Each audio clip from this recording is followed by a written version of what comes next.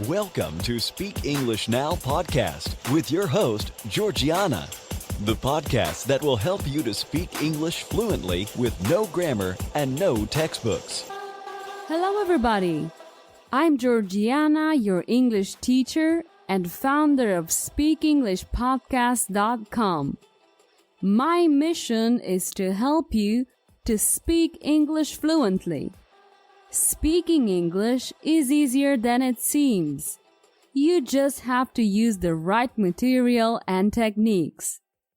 Today I'll talk about grammar and English fluency. Is grammar important? Do you really need to study grammar? Before I go any further, I'd like to thank you for listening. I'm also a language learner, and I can identify with you and your goals. So I want to help you. Do you know how you can help me? It would be great if you could share my podcast with your friends or write a review on iTunes, YouTube, or my Facebook page. Your help would mean a lot to me. Let me share a review of a student named Cata Lina. I'm a language teacher in my home country, and this method is an easy and very intelligent way to learn English. The use of questions and answers and point of view is the correct way to learn a language. Georgiana really cares about the people who use her method because we can learn effectively. Thanks, Cata Lina. I'm happy to know that my method is helping you with your English. All right, now let's get started. Are you a frequent listener of the Speak English Now podcast? Then I'm sure you're more than familiar with the opening of the show. Speak English Now fluently with no grammar and no textbooks. That's right. I help my students to speak English fluently without grammar. And still people ask me from time to time, is grammar essential? Should I learn grammar? My short answer is no, it's not essential. And you shouldn't learn grammar. Let me elaborate my answer a bit more. First of all, if you want to speak English fluently, you don't need to study grammar. Here's why. When children learn to speak, they don't study grammar. Kids only listen enough times to the same patterns, the same words. It's that simple. Grammar doesn't help in real conversations because you don't have time to apply complicated rules when speaking. Textbooks are usually designed to help us pass an exam, but they don't help you to speak English. So, am I saying that you shouldn't learn grammar at all? Well, not exactly. Grammar can be useful when you don't know anything about a language or when you want to pass an exam. But I've got good news for you.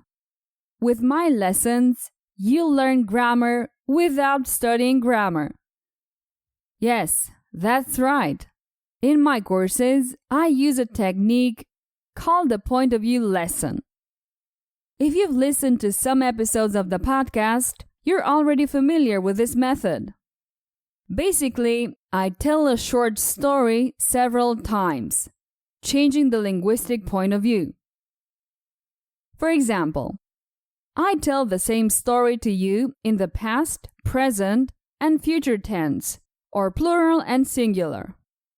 This system works incredibly well. It helps you use grammar intuitively and without making errors. Therefore, you will not study grammar. Still, you will learn grammar. What most English learners do is to study a lot of grammar and do all kinds of textbook exercises, fill in the gaps, matching lists, etc. Perhaps this sounds familiar to you. And the logical thing after months of hard work is to have a conversation in English. So you're excited and ultimately hire a private English tutor. But to your surprise, things go worse than you expected. You begin to realize that you can't follow a conversation in English because every time you try to speak, you make silly mistakes, or you can't finish most sentences. This is the turning point where most students give up. So you must keep in mind that the effort or time you put into learning English is not the only essential factor. Without the right method, you won't become fluent. That being said, your fluency in English is not based on grammar, but rather on the amount of time you listen.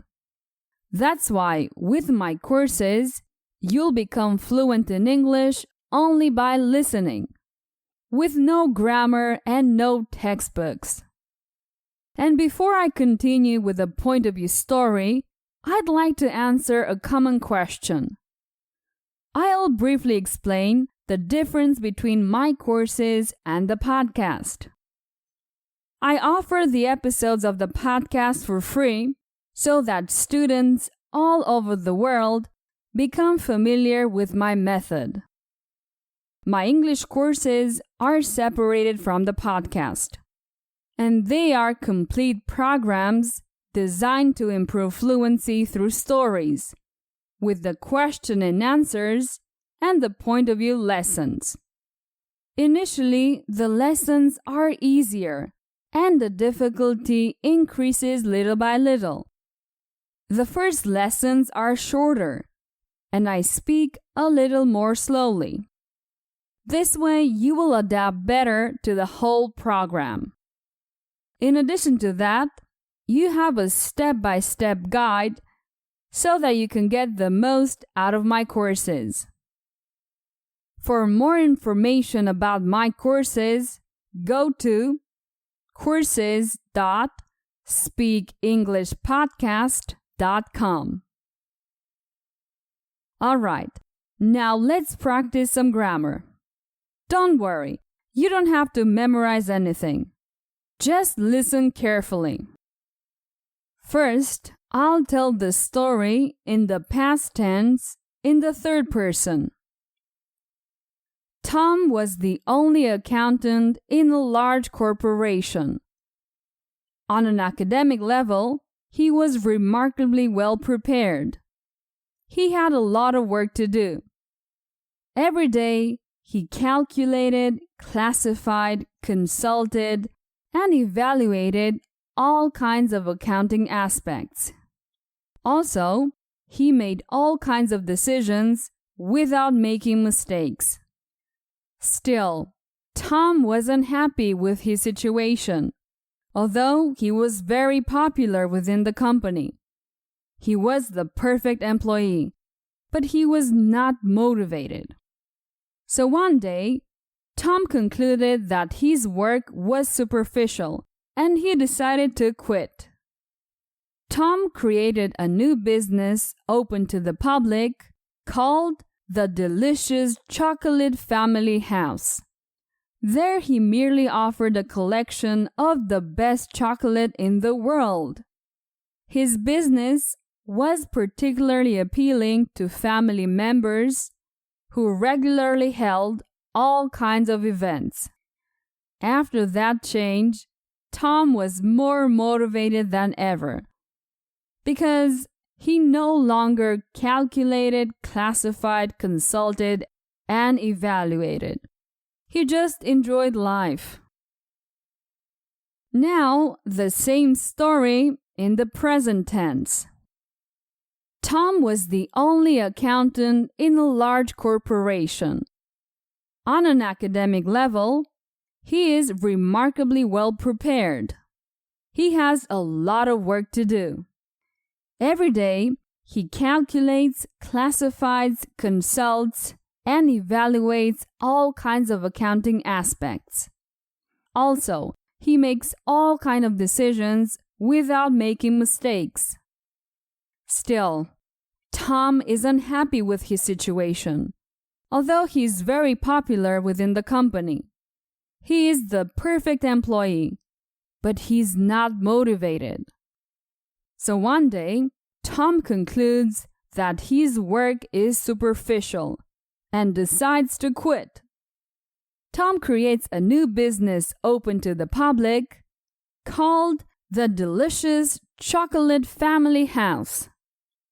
There he merely offers a collection of the best chocolate in the world. His business is particularly appealing to family members who regularly hold all kinds of events. Now, Tom is more motivated than ever because he no longer calculates, classifies, consults, and evaluates. He just enjoys life. Perfect! This is the end of this point of view. Have you seen how tenses change? If you want to get hours of audio with mini stories and point of view lessons, I recommend the Fluency course. You can get it now at fluency.speakenglishpodcast.com. Well, I guess that's enough for today. I'll see you soon. Take care. Bye-bye.